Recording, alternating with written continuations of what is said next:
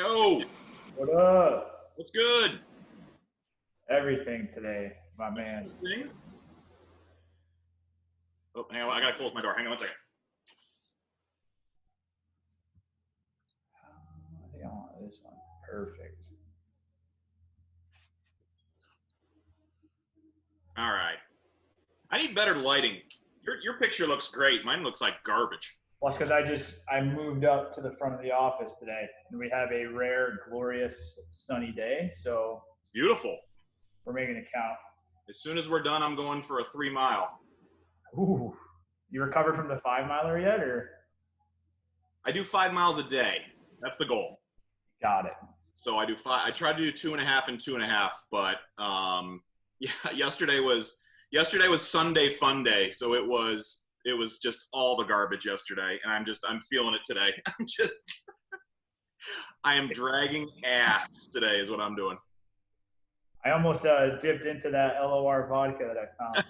Where'd you find that? California Grill. Oh, in Vestal. Yep. Yep. Yep. We were sitting. I was like, goodness. They were an early adopter. I remember that. Yep. Them being one of the first, the OGs, if you will. That's exactly right. That bottle is probably 4 years old. Maybe the seal was still on it. I was gonna buy it off them for $20 just to have it on. They probably would have loved to have you buy it. Yeah. Oh, that's so funny. I might go back. Oh, that's so funny. All right, so I'm gonna let you lead today. How about that? I'm down with it, man. Okay. So I was laughing to myself before we kind of kicked off. If people saw the amount of planning or lack thereof that goes into us coming up with this stuff, I think they'd be amazed. You're right, because you know what it is for me, it's opened my eyes to be more conscious is the word, about what's going on around me. Yep. And just observing things, like when I'm at like the mall, or I'm at at a pizza shop or something. I'm just like looking around. I'm observing more, because it's weird, because I get paid to, it's like my uncle says, he jokes about it. It only took you 10 years to figure out how to make money with your mouth. So I get paid to talk for a living. So now I'm trying to just shut up more and listen and see what's happening around the world. Yep. Well, that's kind of it's very, very similar, where it's weird, people always talk about, like, you hear musicians talk a lot. It's like, man, if this is a bad decision, but if I do it, I get a song out of it. Yep. I literally catch myself thinking, like, this would be a good thing to talk about in the show. Mm-hmm. And one thing that has been a gigantic theme with us recently is, whether talking to clients or strategic partners or just people in personal lives, mm-hmm. the amount of people that get cripplingly frustrated or down or just downright angry because of what they don't have when they didn't ask for it and they didn't work to get it. Yep. On every level, in business, talking about, oh, business is really, really slow. We're not having the customers or the clients we want. Well, what are you doing to get them? Yep. And then just internally, like, if there's stuff that, like, oh, we'd really like to be doing that. Well, what are you doing to get, you know what I mean? And it's crazy to me, how many people you can look at and are dealing with that same stuff. And then B, and I think the most important thing, how that translates and affects other things in life.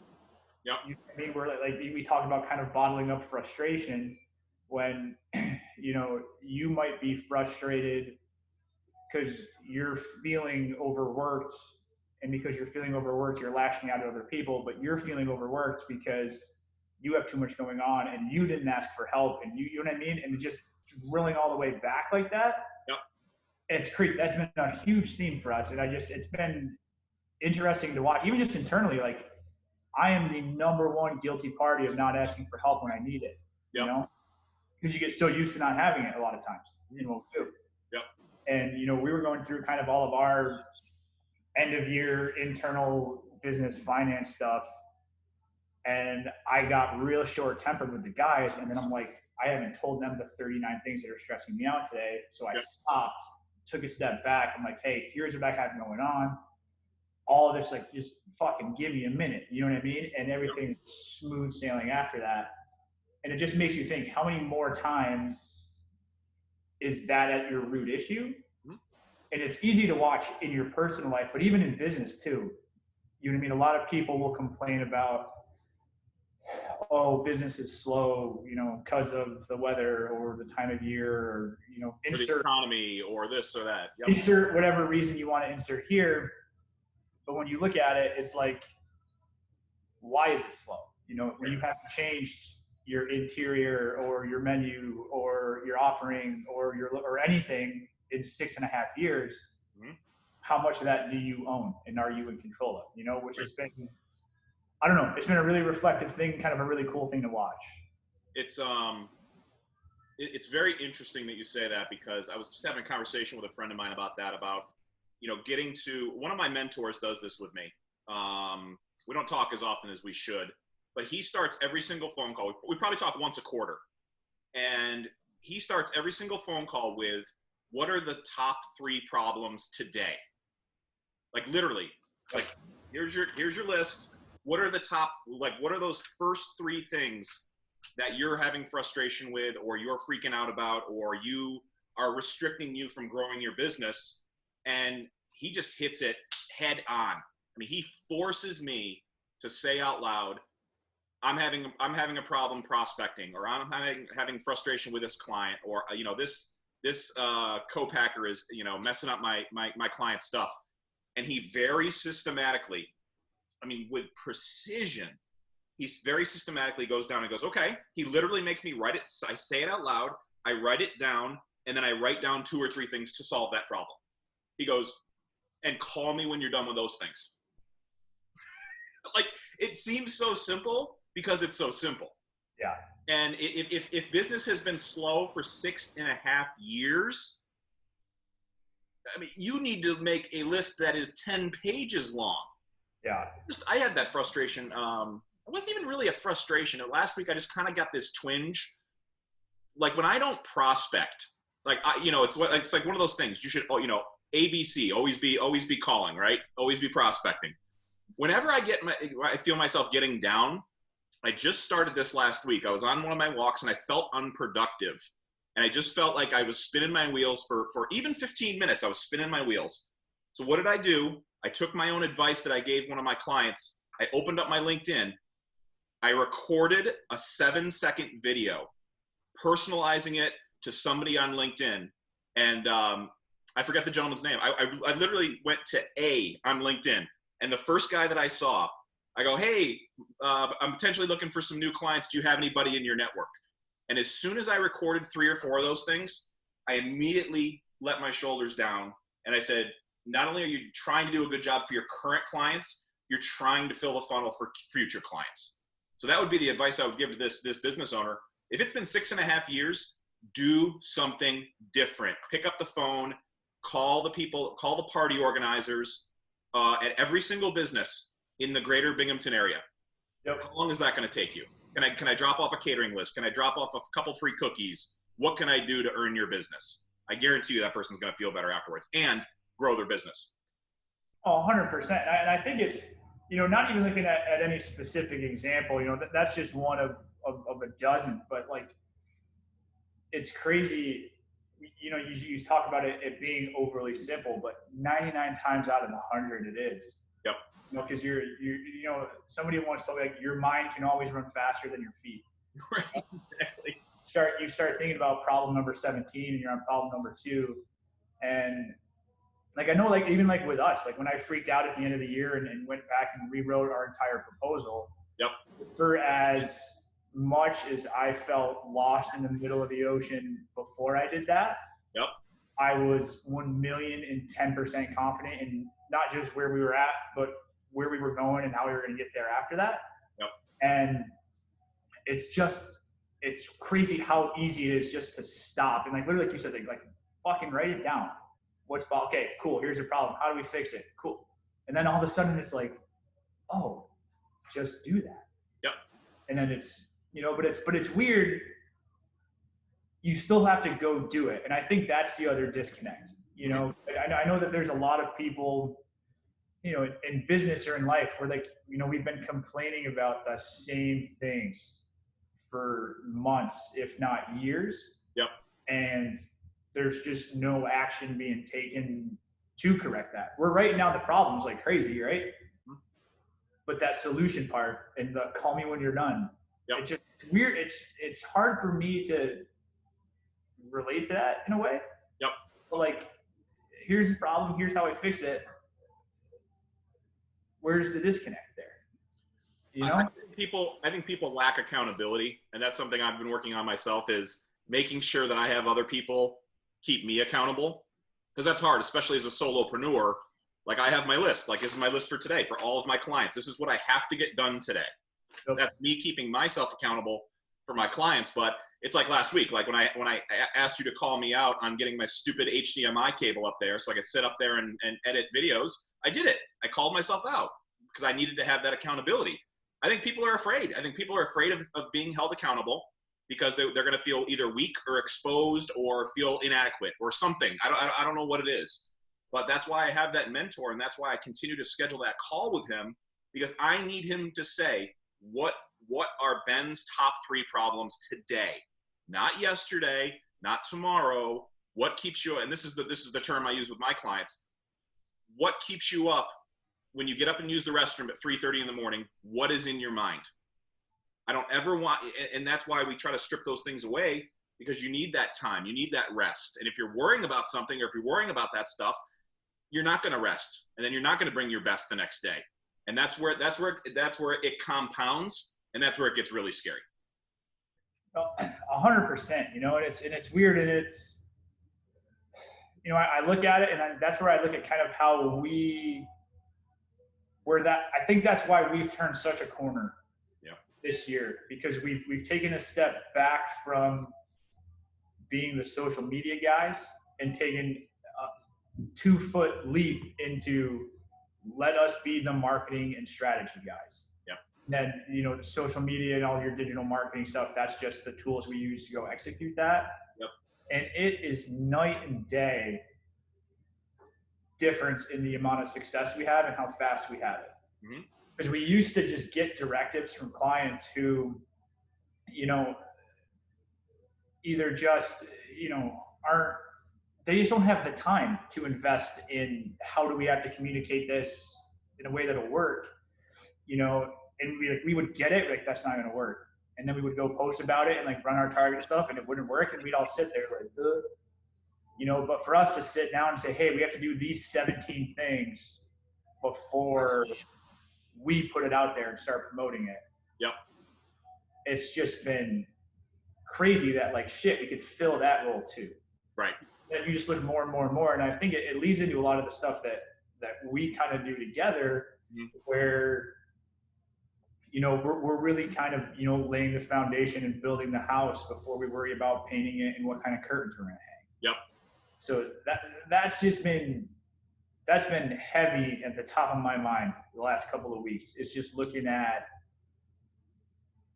literally, what are our aspirations? What are our goals? What are we trying to do? Yep. Okay, cool. What do we actually have to have in place to do that? Right. Like, it's easy to say, oh, I want to boost sales 20%. Right. Everybody wants to boost sales 20%. What do we have to do that? Are we going to do that with the same product offering we had for 8 years and a $50 monthly ad budget? Right. Spoiler alert, no. No. But that's where setting that expectation up front, or, we want to take this brand regional or national even. Awesome. Yep. You're not going to do that spending $100 a month on targeted ads. Right. So that just where we're just establishing that baseline, and then backfilling a plan, mm-hmm. rather than doing it the other way around, where you just start doing something and hope it works, and you hope one day you're going to look up and be where you want to be.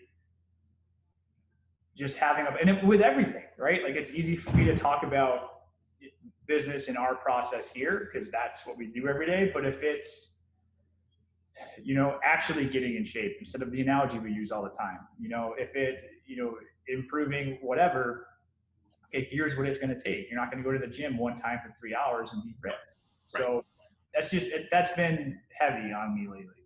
So let me ask you this. How long, so like I was the wine guy, then I was the vodka disco guy, then I was the beverage consultant guy. Now I'm kind of how I try to position myself and my strategy is kind of that 30,000 foot corporate strategy guy. I'm really trying to kind of position myself. I think I started talking about it probably a year, 14 months ago, I would say. And I would say with my current client mix, I'd say it's probably 50% beverage, 50% kind of consulting, 30,000 foot view. So it's taken me probably 14 months to kind of make what I consider almost another pivot. So for what you guys are doing, it sounds like you guys are going through kind of a similar kind of thing. So when did you start talking less about social media guy, and when did you talk more about a full digital marketing suite, and when did you start seeing those results? Well, so that's the really unique part is we started talking about not just being the social media guys pretty much when we started, and then the key verb there being we talked about it. Mm-hmm. When we actually step back and look at it, like we were the social media guys. Like let's call it what it is, So really kind of, how we looked at it was really just being hard, like exactly what we're talking about. Like my mouth was saying, hey, we want to be this marketing department for hire for you. Yep. But 98% of our actions said, hey, we're the social media people, hire us to do Facebook and Instagram. Yep. So, and that's really what we did, where it probably really, we didn't really get serious about putting pen to paper and putting a plan down and creating a structure until the end of last year. Yep. It was that Thanksgiving weekend where I literally locked myself in the back and just like, I freaked out here. Like my brother and Alex from next door were here, and I'm just like, we're not doing anything that we say we do. Yeah. All of this shit's outdated. We have to change everything. And they're just freaking out because I freak out maybe twice a year. And this was one put together. Yeah. So I just did it, and I literally did for us what we now do for other people. Yep. Where I'm okay, I want to be the full marketing department. So that's got to start with strategy. Fuck everything else. If we're not a part of the strategy, it's all broken. So that's why our proposal all starts with strategy. Boom. And then what do we want to add to it? Facebook and Instagram are still 1 and 1A as far as people's attention and communication. So that still had to be a part of it. But, then I literally head down and I worked on our Google SEM and YouTube. And, if anybody knows how much I've committed to LinkedIn in the last 60 days, it's you, but we basically we shut up for 60 to 90 days and actually learned it. Yep. And then now that's kind of what we do now, where we learned, okay, like you've worked with us long enough to know in the beginning, say like late spring, early summer of last year, for the most part, it would just be like, hey, we know how to do this. Give us the keys. Let us try. Yep. And usually shit worked out and everything was okay. Where now the level of detail that somebody has with us as far as mapping out goals, strengths, and ideas on how to leverage those strengths to hit those goals. Yep. Having that little roadmap done for 90 days is night and day compared to last spring. Yep. So basically, like we drank our own Kool-Aid on that. Mm-hmm. And then now from, not even just switching past clients over to this new model, but even just especially onboarding new ones, it's night and day. Like we had a meeting last week, maybe it was 2 weeks ago. I know for a fact we would have lost them after their 90-day onboarding if we were under our old system, where we were just winging it. Yep. But the fact that we identified 3 target areas that we were shooting for, laid out a content plan for each of them, and then we literally sat down with them, went through numbers, and all 3 of those were up between 8 and 20%. Yep. Then it gets real easy to write me that check every month. Exactly. Whereas if we were under the old system, it would just be like, well, stuff's up, but could be this, could be this, could be this. Who knows? But You know? that's what's hard about, and that's why I don't like setting arbitrary goals. Like that's just what it is. It's just arbitrary. Right. Like you said, I want to increase 20%. Okay, well, what's wrong with 46%? What's wrong with 84%?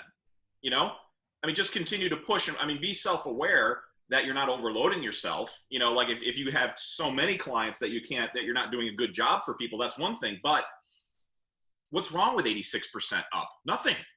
Right. As long as you're doing it smartly, you know, instead of having 5 clients at $1,500, maybe you have 3 clients at 10,000 each. Who knows? Whatever the number is.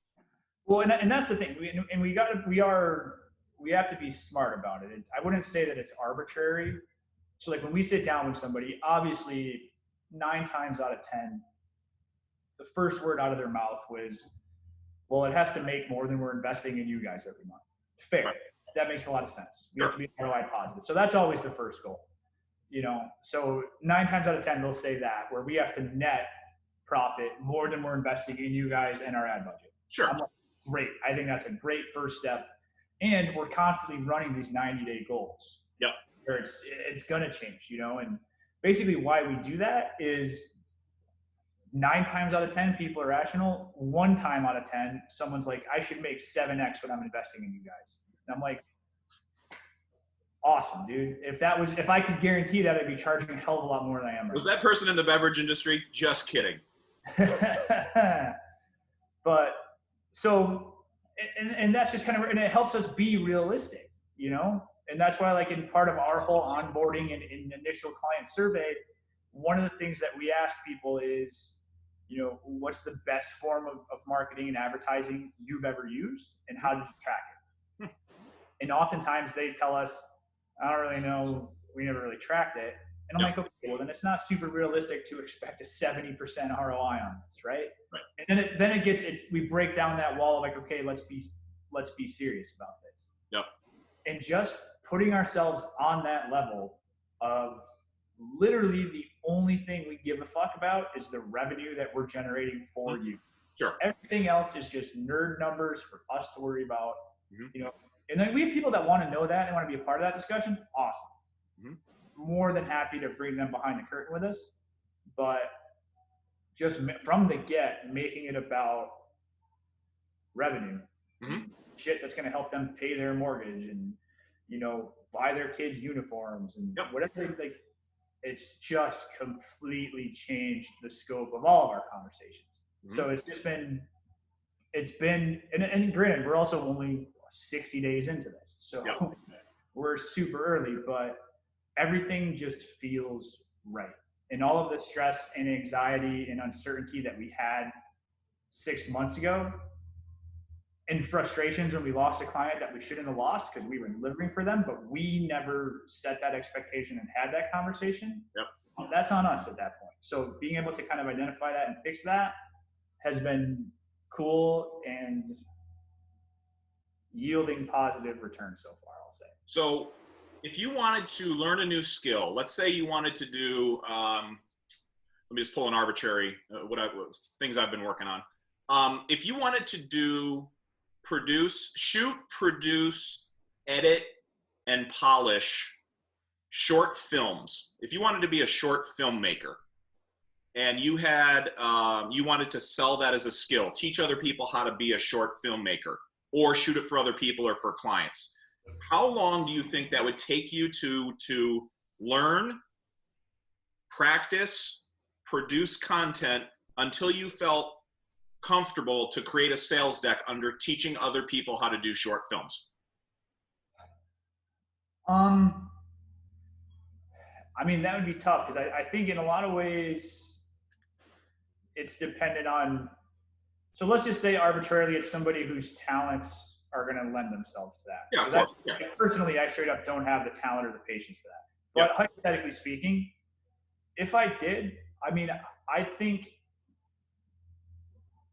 you know, everybody's different, but if it's much less than like, you know, at least 60 days of trying and experimenting with stuff, because that's the other thing where it's one thing to gain like an entry level grasp of how to do it.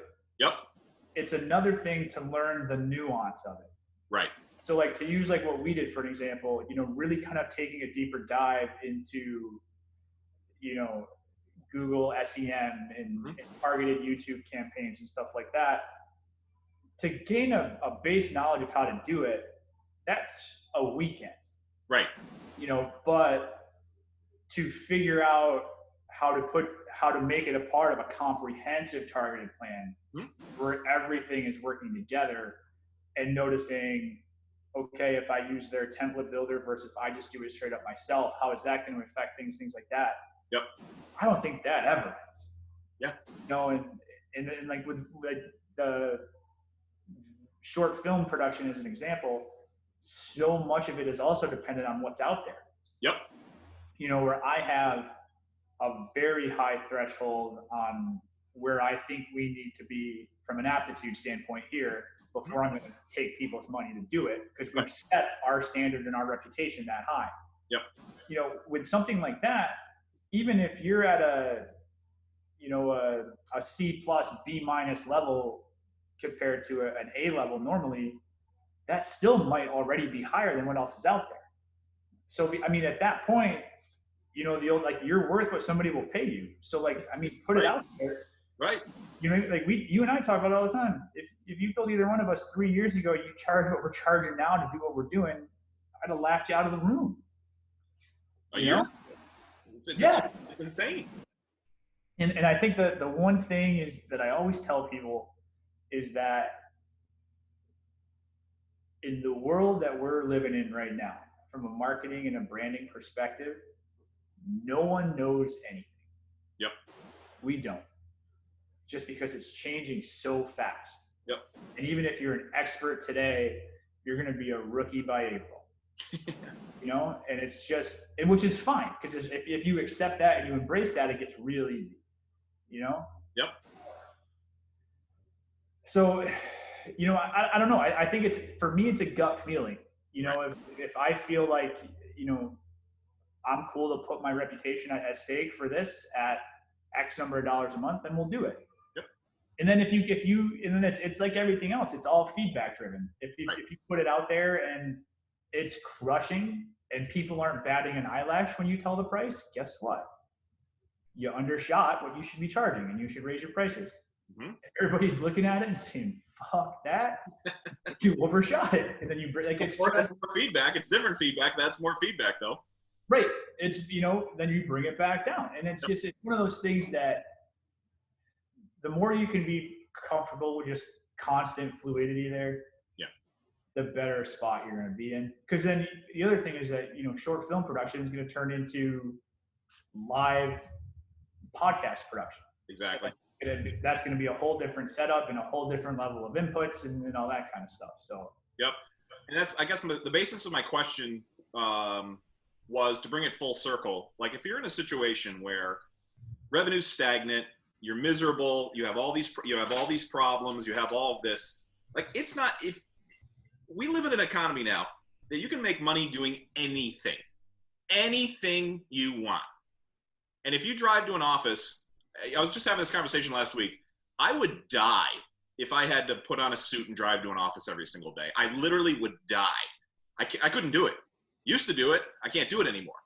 But if you could take 6 months of just watching this stupid thing on anything you want, short film production, reselling sneakers, doing plays, doing personal branding, social media, whatever, selling hot tubs, I don't care what it is. If you just spent the time and learned it, you're going to find a market for that. You just need to go find it. So back to your original point is, if I'm in a business, I know, hypothetical, if I'm in a business that's been open 6.5 years and I see stagnant growth year after year, go do something else. Go learn a different skill. Go educate yourself on how to do YouTube targeted ads. Go give away pizzas, whatever it is that you're doing. Just go learn a new skill that you enjoy. Because guess what? When you enjoy doing this, like we enjoy doing this, you're going to do it more and that's going to show through. So it's just like, the information is right there. Put pen to paper and figure it out. And I think that that's the difference between, you know, being a small business owner and being an entrepreneur. You know what I Yeah. mean? Like Yeah. when you're a small business owner, like this is it. Yeah. And then there's nothing wrong with either one of them. You know what I mean? Same way there's nothing wrong with working a more traditional job and being Yeah. able to come home at 5 o'clock. But I think that it's a mindset thing Right. where people just don't. And like the other thing too, I think it's two things. One, going back to like the first thing we talked about, people just get to a point where they don't want to invest time and energy in learning new things Sure. or actively going out and improving where they're at. Hmm? The other thing, I don't think people have any idea the potential that exists right here. Right. Do you know what I mean? Like, even just like we were having some conversations lately where 4 of the last 5 clients we've added have not been here. They've been in Rochester or Hudson Valley or wherever. And it's crazy to me when I tell people that. They're like, how did you find them? I'm like, you don't know what I do for a living, dude. Like, but it's that easy. Yeah. Like somebody in, you know, Rochester, New York can, like we talk about all the time, like it's lottery tickets. They can see your stuff. You know, they've interacted with a dozen people that you've interacted with in the last 5 years, and they're like, oh, this guy seems as qualified as any. Yep. One DM sets up one phone call. And then if you're good enough and you've made all of that investment of time and energy into learning your craft and what you're going to be paid for, yep, then it's academic. But that's where, when you don't know that potential exists, that's where I think the disconnect is people investing in learning this stuff. Right. And now it's funny. Now people think we're fucking geniuses because Facebook and like, that's the thing to do. 5 years ago, people laughed in our face when we were saying, yeah, we're going to charge $500 a month to run your Facebook. They're like, no one's ever going to pay you that, kid. Get the fuck out of my office. Yep. Now it's triple that. Right. How's it going? Like, and it's just, I think it's just genuinely not being aware of how much internet is just the wild, wild west right now. Yep. Like you look at you, like the amount of people that you work with in the amount of geographic areas and continents you do it on is absurd. Yep. If I didn't know you, I'd think you're full of shit because it's just on paper to a traditional set of eyes and ears, that's crazy. Yep. But yep. It's all right now.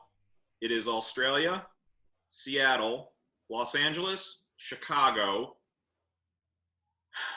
Spain, New York City, and Toronto, Canada. You got like 80% of the world's time zones covered there. Yeah. That's crazy. And you know what it is? When I had a downtime, so I had 20 minutes yesterday. So I sat upstairs. Everybody was doing their own thing or skiing or whatever. So I had 20 minutes. I picked up my iPad. I went to LinkedIn. I sent 5 direct messages to people I've been following. You know, and it's just been dig your stuff. Love this article. What do you think about this? What's your opinion about that? Just jamming with people. Then when the time is right, or when my time is right, 5 DMs. I have three phone calls this week. It's time. Now is the time. So, but like you said, it's having that foresight 5 years ago that, oh, these kids on Facebook, that's where all the attention's going to be. So, but you're not resting on it. You're saying, wait a minute, LinkedIn is having its moment right now, or it's about to have its moment. YouTube is seeing a resurgence, based on everybody going to that platform.